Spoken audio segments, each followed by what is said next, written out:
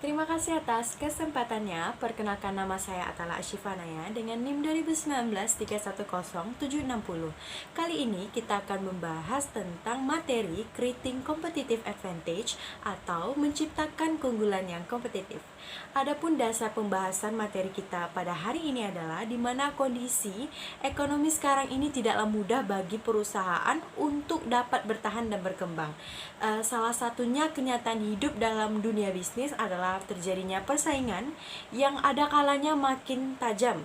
Nah, salah satu penyebab terjadinya persaingan yang semakin tajam adalah makin banyaknya perusahaan yang menghasilkan dan memasarkan produk yang serupa atau sejenis, atau makin banyaknya perusahaan yang mampu menawarkan produk kepada konsumen dengan manfaat yang relatif sama. Dalam kondisi demikian, manajemen perusahaan akan berusaha untuk melakukan perbaikan-perbaikan secara terus-menerus terhadap perusahaannya, dan dengan adanya persaingan yang semakin ketat akan menuntut kemampuan dari sebuah perusahaan untuk dapat menentukan strategi apa yang akan cocok bagi jalannya perusahaan sehingga dapat tetap bertahan dan tetap melanjutkan persaingannya dalam suatu kompetisi antar perusahaan lainnya, seperti itu. Nah, saya akan menjelaskan slide berikut ini. Yang pertama, pembahasan kita dari materi ini yaitu tentang creating competitive advantage. Nah, pada slide berikut ini kita akan membahas tentang kompetitor analisis atau menganalisa pesaing atau kompetitor. Nah, perusahaan harus terus membandingkan strategi pemasaran, produk, harga, saluran, hingga promosi dengan pesaing terdekat. Nah, dengan cara ini perusahaan dapat menemukan area potensi, keuntungan, dan kerugian dari si kompetitif. Nah, ada 3 langkah yang dapat kita lakukan untuk melakukan analisis kompetitor. Yang pertama itu ada identifying competitors atau mengidentifikasi pesaing, dan yang kedua itu ada assessing competitors atau menilai pesaing, dan yang terakhir itu adalah selecting which competitors to attack or avoid atau memilih pesaing mana yang akan diserang atau dihindari. Baik, kita lanjut ke slide berikut ini, menyambung pembahasan pada slide sebelumnya, yaitu tentang langkah pertama dari kompetitor analisis tadi, yaitu identifying competitors atau mengidentifikasi competitors. Sebenarnya mengidentifikasi pesaing ini adalah merupakan tugas yang cukup sederhana. Sebuah perusahaan dapat mendefinisikan para pesaingnya sebagai perusahaan lain yang menawarkan produk, layanan serupa kepada pelanggan yang sama dengan harga yang sama. Dengan demikian bisa kita contohkan seperti Hypermart mungkin melihat Carrefour sebagai pesaing utama, tetapi saingannya bukan Indomaret atau Alfamart. Nah, perusahaan dapat mengidentifikasi pesaing mereka dari sudut pandang industri. Mereka mungkin melihat diri mereka berada di industri minyak, industri farmasi, atau industri minuman. Perusahaan harus memahami pola persaingan dalam industrinya jika berharap menjadi pemain yang efektif dalam industri tersebut. Perusahaan juga dapat mengidentifikasi pesaing dari sudut pandang pasar. Di sini mereka mendefinisikan pesaing sebagai perusahaan yang berusaha memuaskan kebutuhan pelanggan yang sama atau membangun hubungan dengan kelompok pelanggan yang sama. Nah, kita lanjut pada slide berikut ini, yaitu tentang assessing competitors atau menilai kompetitor. Nah, dalam menilai kompetitor ini ada 4 langkah yang bisa kita lihat. Yang pertama itu adalah menentukan tujuan pesaing, di mana setiap pesaing itu pasti memiliki berbagai tujuan. Perusahaan ingin mengetahui kepentingan yang mungkin ditempatkan pesaing seperti keuntungan saat ini, pertumbuhan pangsa pasar, arus kas, kepemimpinan teknologi, kepemimpinan layanan, dan tujuan lainnya. Perusahaan juga harus memantau tujuan dari para pesaingnya untuk berbagai segmen. Jika perusahaan menemukan bahwa pesaing telah menemukan segmen baru, ini merupakan sebuah peluang. Jika kita menemukan bahwa pesaing merencanakan perpindahan ke segmen baru yang dilayani oleh perusahaan itu, harus diwaspadai dan sudah harus bersiap-siap. Nah, untuk langkah kedua itu adalah mengidentifikasi strategi dari pesaing, di mana semakin strategi perusahaan menyerupai strategi perusahaan lain, maka akan semakin banyak keduanya akan bersaing seperti itu. Nah, di sebagian pasar industri, pesaing dapat disortir ke dalam kelompok strategi yang berbeda, di mana kelompok strategi ini adalah merupakan sekelompok perusahaan dalam suatu industri yang mengikuti strategi yang serupa dalam target pasar yang diberikan. Misalnya adalah dalam industri otomotif, kita sebutlah Ford dan Toyota. Nah, termasuk dalam kelompok strategis yang bisa dibilang sama, di mana masing-masing menghasilkan jajaran lengkap mobil rendah hingga menengah yang didukung oleh jaminan besar dan jaringan dealer yang luas. Seperti mobil BMW, Audi, dan Mercedes-Benz memiliki kelompok strategis yang berbeda, di mana mereka lebih berfokus kepada kriteria mobil mewah. Nah, sebaliknya untuk Ferrari, Lamborghini, dan McLaren, mereka menghasilkan lini yang lebih sempit, yaitu mobil sport performa tinggi dengan harga yang super premium melalui jaringan distribusi dan didukung dengan kesan yang sangat eksklusif. Selanjutnya itu ada langkah yang ketiga, menilai kekuatan dan kelemahan dari para pesaing.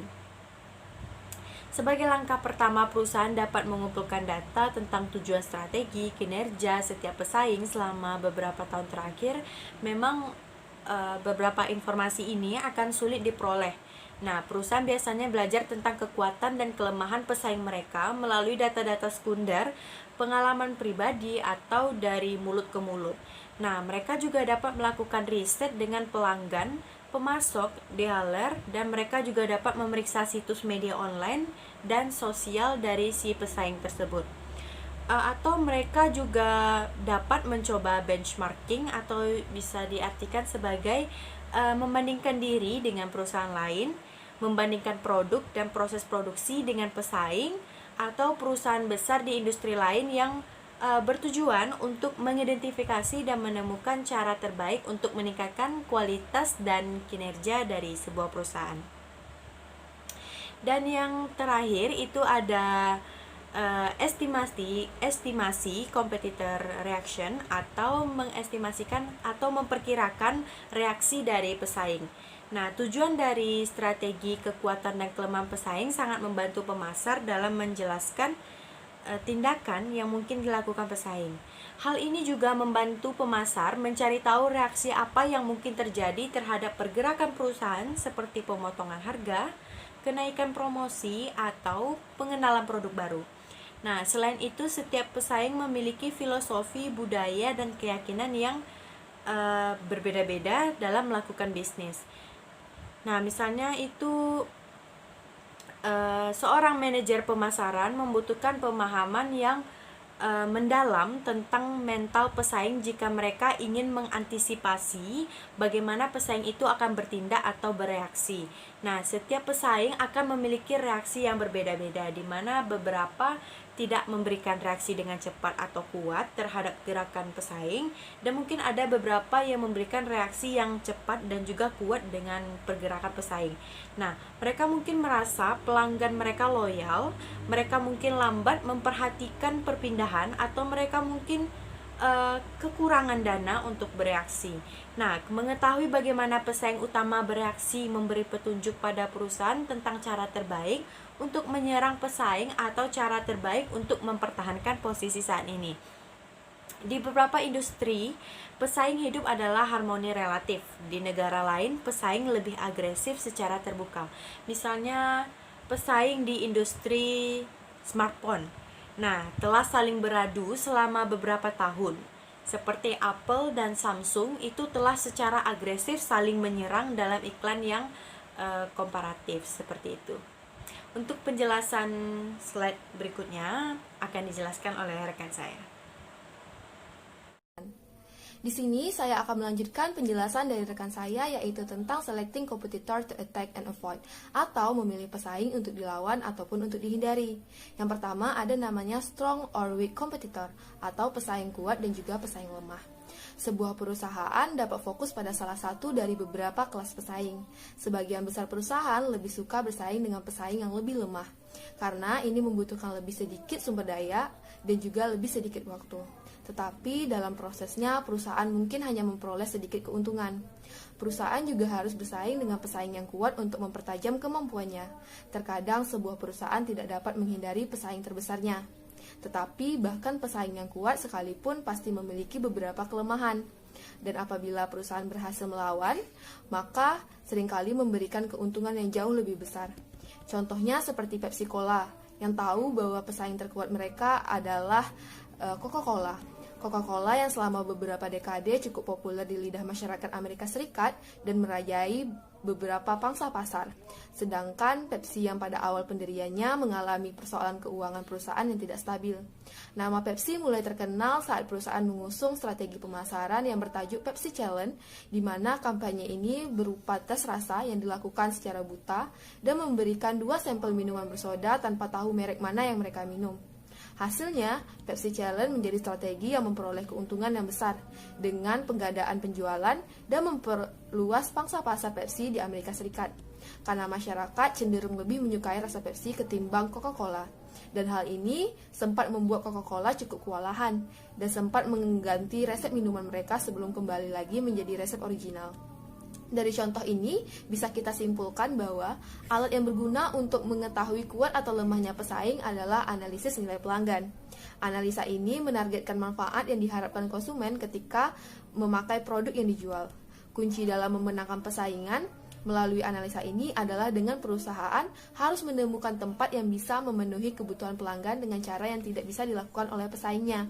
Jika penawaran perusahaan memberikan nilai yang lebih besar daripada pesaingnya, ini dapat membuat harga dan laba menjadi lebih tinggi, serta mendapatkan lebih banyak pangsa pasar. Tetapi, jika perusahaan memberikan nilai yang lebih rendah, perusahaan harus terus berinovasi dan mencari cara dalam menemukan kebutuhan konsumen lainnya di mana perusahaan dapat membangun keunggulan. Selanjutnya ada good or bad competitor atau pesaing baik dan juga pesaing buruk. Yang pertama ada pesaing baik.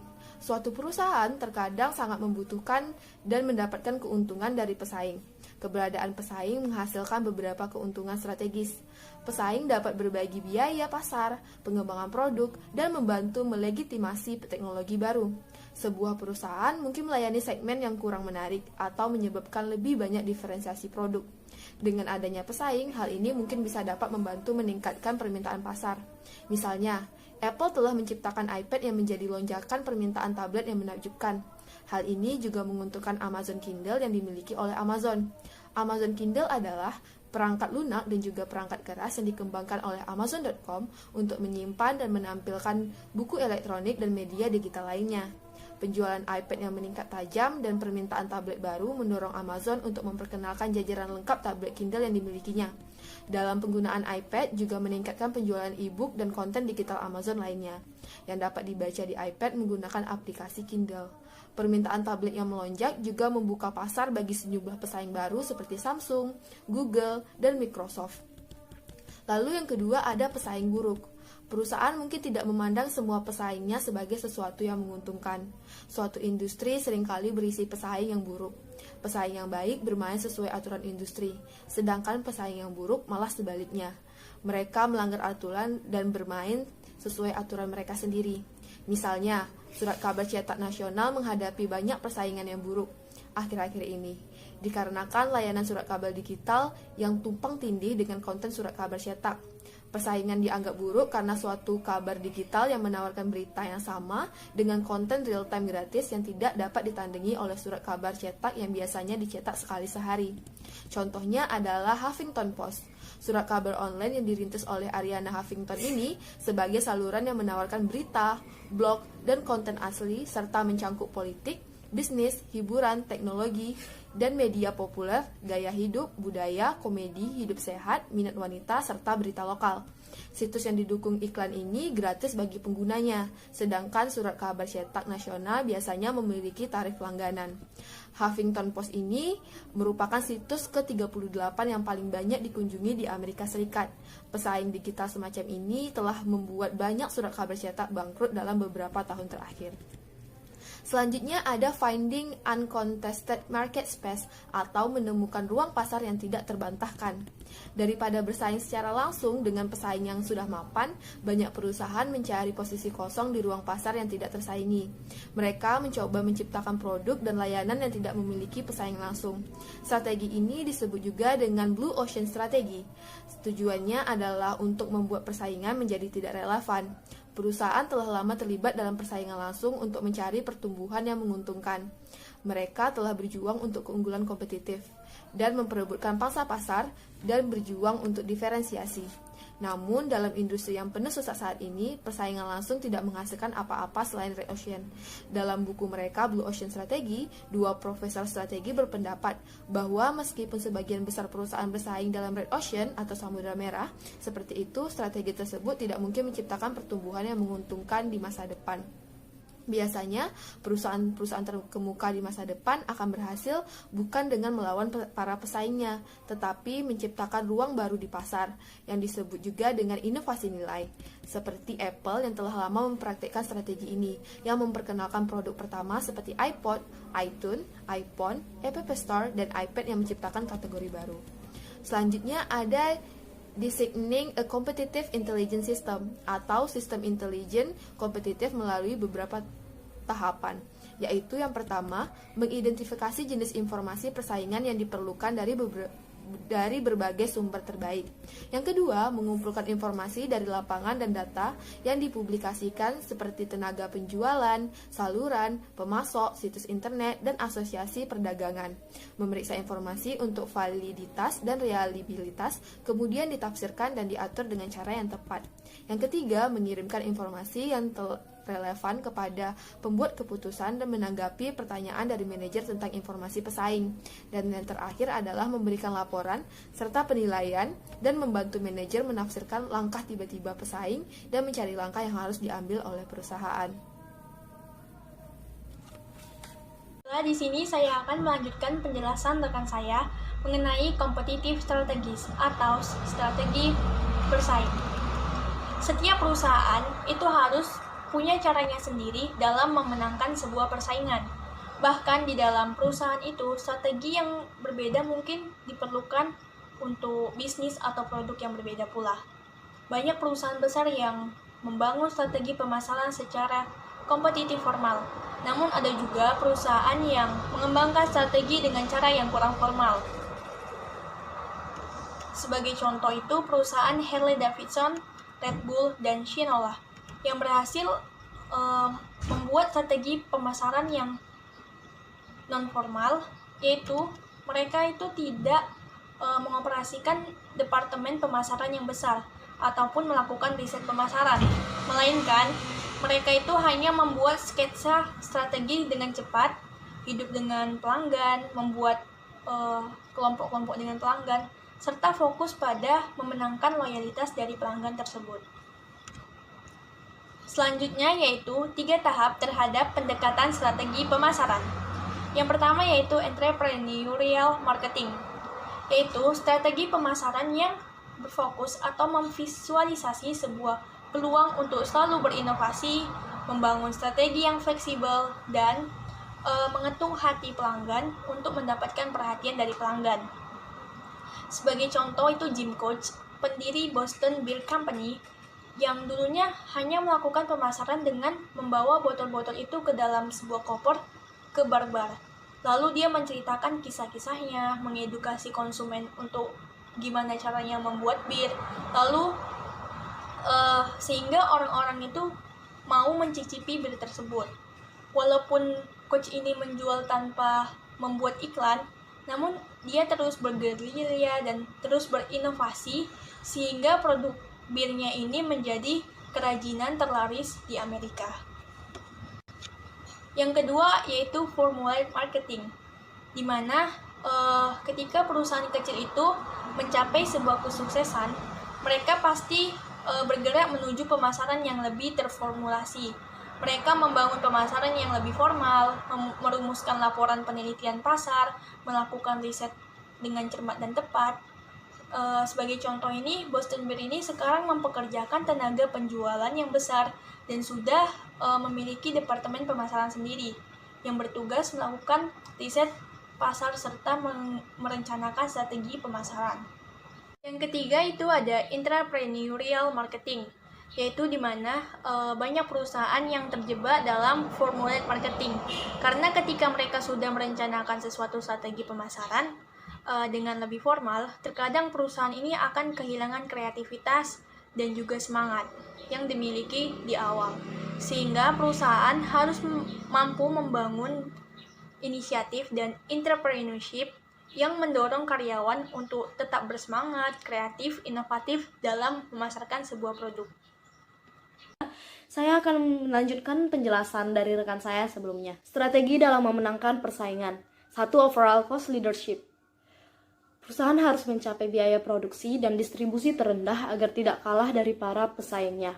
Perusahaan yang menerapkan strategi ini adalah Walmart, Lenovo, dan Spirit Airlines. 2. Differentiation. Perusahaan berkonsentrasi untuk menciptakan lini produk dan program pemasaran yang sangat berbeda, sehingga muncul sebagai pemimpin kelas dalam industri. Sebagai contohnya adalah perusahaan Nike yang mengadakan banyak event untuk menjangkau konsumen. 3. Fokus. Perusahaan memfokuskan upayanya untuk melayani beberapa segmen pasar dengan baik daripada mengejar seluruh pasar. Sebagai contoh, Ritz-Carlton berfokus pada 5% teratas dari turis, kemudian perusahaan Bosch berkonsentrasi pada produk elektronik berkualitas tinggi yang menghasilkan suara yang lebih baik. Ada 3 strategi yang harus dilakukan untuk mendapatkan nilai pelanggan. 1. Operational excellence. Perusahaan memberikan nilai unggul dalam hal harga dan kenyamanan. Mereka bekerja untuk mengurangi biaya dan menciptakan sistem nilai pelanggan yang ramping dan efisien. Ini sangat cocok untuk melayani pelanggan yang menginginkan produk atau layanan yang dapat diandalkan serta berkualitas baik. Contohnya perusahaan IKEA, Zara, dan Walmart. 2. Customer intimacy. Perusahaan memberikan nilai unggul dalam hal segmentasi pasar secara tepat dan menyesuaikan produk agar sesuai kebutuhan pelanggan. Mereka memfokuskan dengan memenuhi kebutuhan pelanggan yang ditargetkan dengan mengandalkan keakrabannya dengan pelanggan. Contohnya Emirates yang menjadi perusahaan maskapai penerbangan terbesar di dunia. 3. Product leadership. Perusahaan memberikan nilai unggul dengan menawarkan aliran berkelanjutan untuk produk atau layanannya. Product leadership ini terbuka terhadap ide-ide baru, solusi baru, dan bekerja untuk menghasilkan produk baru serta layanan yang canggih terlepas dari biaya yang mahal atau ketidaknyamanan. Contoh produk leadership adalah Tesla yang membuat kendaraan listrik mutakhir dengan pintu sayap elang futuristik. Tesla menemukan kesuksesan bukan karena membangun kendaraan listrik, tetapi berhasil menciptakan mobil sport yang inovatif. Baiklah, sekarang saya akan melanjutkan presentasi dari rekan saya, yaitu competitive position atau posisi kompetitif. Perusahaan yang bersaing pada target market tertentu tentu memiliki beberapa perbedaan, baik pada tujuan maupun sumber dayanya. Beberapa merupakan perusahaan besar, sementara yang lainnya perusahaan kecil. Beberapa memiliki banyak sumber daya dan yang lainnya memiliki kekurangan dana. Yang selanjutnya, market leader strategis atau strategi pemimpin dasar. Strategi yang biasanya dilakukan oleh perusahaan yang menjadi market leader atau pemimpin pasar. Pemimpin pasar sendiri merupakan perusahaan yang memiliki pangsa pasar terbesar. Yang pertama, expanding total demand, yaitu perusahaan terkemuka biasanya memiliki keuntungan terbesar ketika total pasar berkembang. Yang kedua, protecting market share. Hal yang pertama kali dilakukan para pemimpin untuk melindungi pangsa pasar mereka adalah dengan mencegah ataupun memperbaiki kelemahan yang bisa memberikan keuntungan bagi kompetitor atau pesaing mereka. Yang ketiga, expanding market share. Itu misalnya pemimpin pasar juga dapat tumbuh untuk meningkatkan pangsa pasar mereka lebih lanjut. Di banyak pasar, peningkatan pangsa pasar kecil berarti peningkatan penjualan yang sangat besar.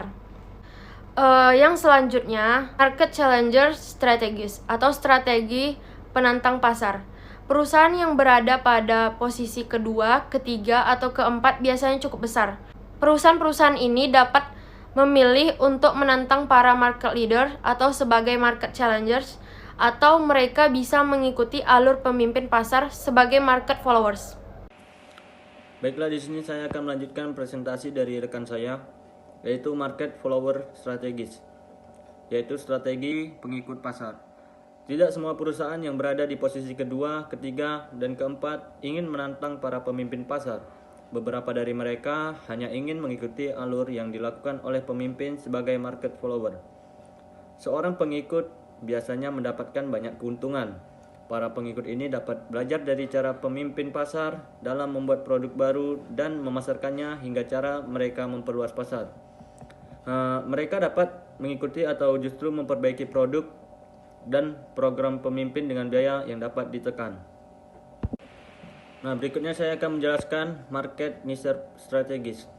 Niche ataupun pemasar khusus biasanya adalah perusahaan kecil dengan sumber daya terbatas. Pemasar khusus dapat berspesialisasi dalam salah satu lini pasar, pelanggan, atau produk. Nah, bidang-bidang yang biasanya dispesialisasi oleh pemasar khusus yaitu yang pertama ada customer size group. Nah, banyak niche yang mengkhususkan diri untuk melayani pelanggan kecil dan menengah yang diabaikan oleh kebanyakan pemasar. Berikutnya itu ada specific customer. Mereka menjual produk mereka hanya ke satu perusahaan. Berikutnya itu ada geographic market. Ia hanya menjual hanya di tempat tertentu. Berikutnya ada quality price. Beroperasi pada pasar low end atau high end. Harganya mengikuti kualitas. Berikutnya ada service. Dia menawarkan pelayanan yang tidak disediakan oleh perusahaan lain. Yang terakhir adalah multiple niching, yaitu mengembangkan dua atau lebih niches pemasar akan meningkatkan kesempatannya untuk bertahan. Berikutnya akan dilanjutkan oleh rekan saya. Terima kasih. Baik, selanjutnya yaitu balancing customer and competitor orientation atau menyeimbangkan orientasi pelanggan dan juga kompetitor. Yang pertama itu ada competitor centered company, yaitu di mana perusahaan itu menghabiskan banyak waktu mereka untuk melacak pergerakan kompetitor dan mencoba menemukan strategi untuk melawan persaingan tersebut. Nah, sisi positifnya, perusahaan ini mengembangkan orientasi yang panjang, mengawasi kelemahan dari posisinya sendiri dan juga mencari tahu kelemahan dari pesaing. Tetapi di sisi negatifnya, perusahaan ini menjadi terlalu reaktif, sehingga apabila pesaingnya itu melakukan hal baru, dia menjadi terlalu ikut-ikutan. Selanjutnya itu ada customer centered company, yaitu di mana perusahaan ini lebih fokus dalam pengembangan pelanggan dalam rancang sebuah strategi. Perusahaan ini hanya berpusat pada pelanggan yang berada dalam posisi yang lebih baik untuk mengidentifikasikan peluang baru dan menetapkan strategi jangka panjang yang lebih masuk akal. Yang ketiga yaitu market centered company, di mana perusahaan ini memiliki fokus pada pasar yang mengawasi pelanggan dan pesaing mereka. Tetapi mereka ini berusaha tidak akan hanya fokus pada mengawasi pesaing, tetapi juga fokus pada mengawasi pelanggan. Baik, sekian presentasi dari kelompok kami. Terima kasih. Wassalamualaikum warahmatullahi wabarakatuh.